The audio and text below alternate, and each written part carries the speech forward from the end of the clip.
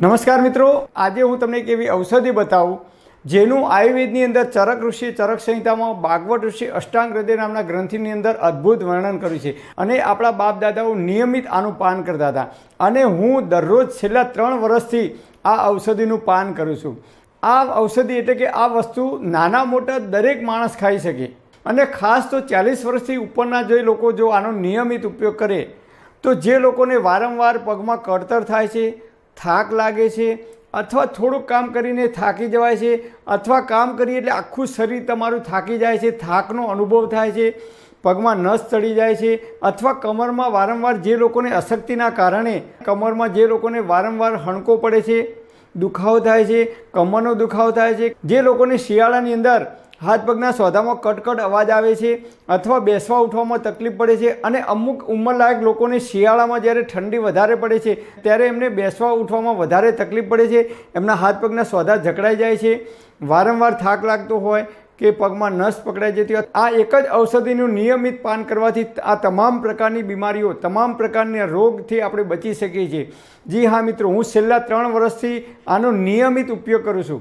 ભૂખ્યા પેટે પણ ખાઈ શકાય, જમ્યા પછી પણ ખાઈ શકાય, જમવાની સાથે પણ લઈ શકાય, સવારે ચાની અંદર પણ આનો ઉપયોગ કરી શકાય। હું 3 ટાઈમ આનો ઉપયોગ કરું છું। સવારે ચાની અંદર પણ ઉપયોગ કરું છું, બપોરે ભોજનની અંદર પણ ઉપયોગ કરું છું। આ મારો ટિફિનનો ડબ્બો છે, હું દરરોજ ટિફિનની અંદર આ વસ્તુ લઈને જાઉં છું અને નિયમિત રેગ્યુલર ખાઉં છું અને આજે મારી ઉંમર 52 વર્ષ થયા છતાં મને પગમાં કળતર થતી નથી, હાથ પગમાં દુખાવો થતો નથી, અશક્તિ આવતી નથી, પગમાં ક્યારેય નસ પકડાતી નથી, ડાયાબિટીસ, હાઈ બીપી, કોલેસ્ટ્રોલ, મને કોઈ દિવસ માથું દુખતું નથી, કોઈ દિવસ મને પેટમાં ગેસ થતો નથી, એસિડિટી તો જિંદગીમાં ક્યારેય થઈ નથી।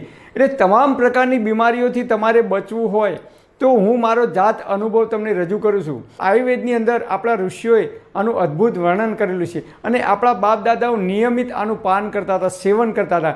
એટલા માટે આપણા બાપ દાદાઓ વડવાઓ 100 વર્ષ સુધી તંદુરસ્ત અને નિરોગી જીવન જીવતા હતા।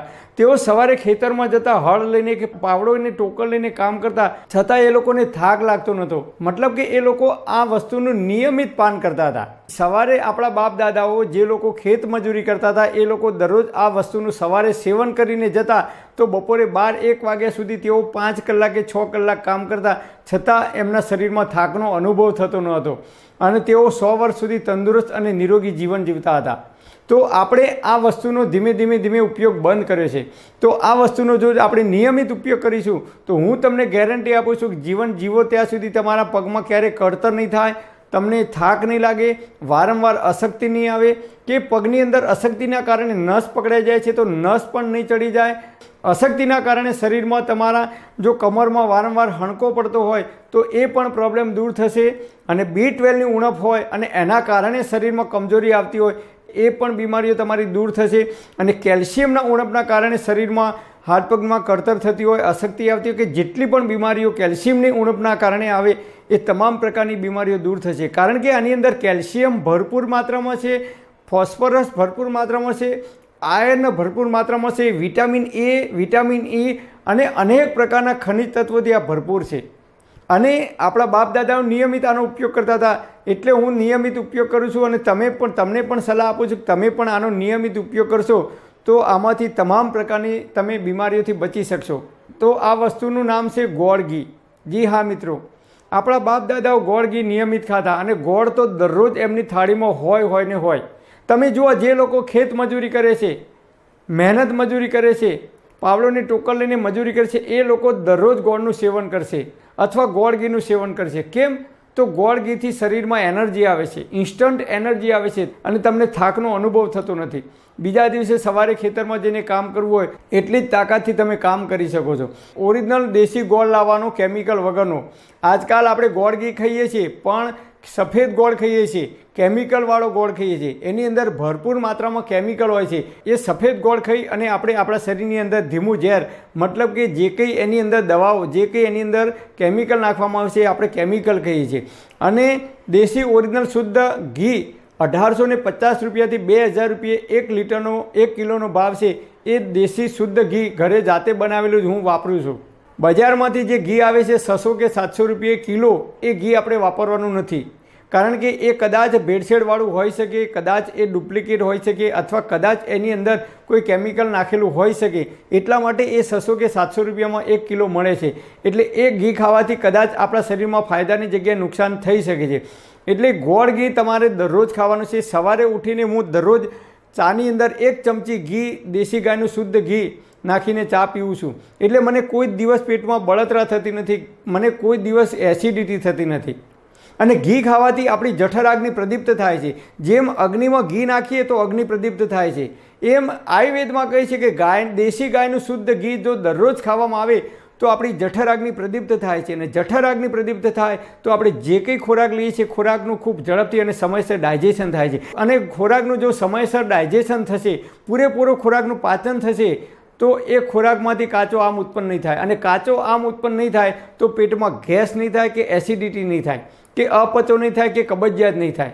એટલે આટલા ફાયદા થશે. અને પૂરેપૂરું ડાયજેશન થશે ખોરાકનું તો આપણા શરીરનું ઇમ્યુનિટી સિસ્ટમ પાવરફુલ થશે, તો આપણી રોગ પ્રતિકારક શક્તિ પાવરફુલ થશે. અને રોગ પ્રતિકારક શક્તિ જો આપણી પાવરફુલ થશે તો આપણે જલ્દીથી બીમાર નહીં પડીએ. કોઈપણ પ્રકારનો વાયરસ હશે, બેક્ટેરિયા છે, તો આપણું બોડી એને રિકવર કરવામાં અથવા એની સામે લડત લડવામાં સક્ષમ બને છે. અને હાથ પગમાં કળતર થવાની કે બીજી કોઈ સમસ્યા નહીં થાય. તો હું દરરોજ ગોળ અને ઘી ખાઉં છું. તો તમે પણ દેશી ગાયનું શુદ્ધ ઘી અને ઓરિજિનલ જે સેંકડી કલરનો ગોળ આવે છે એ ગોળ આપણે દરરોજ ખાવાનો છે. ગોળની અંદર એક ઘી નાખવાનું દેશી ગાયનું, અને બીજી વસ્તુ છે ચપટી સૂંઠ પાવડર ઉમેરવાનો.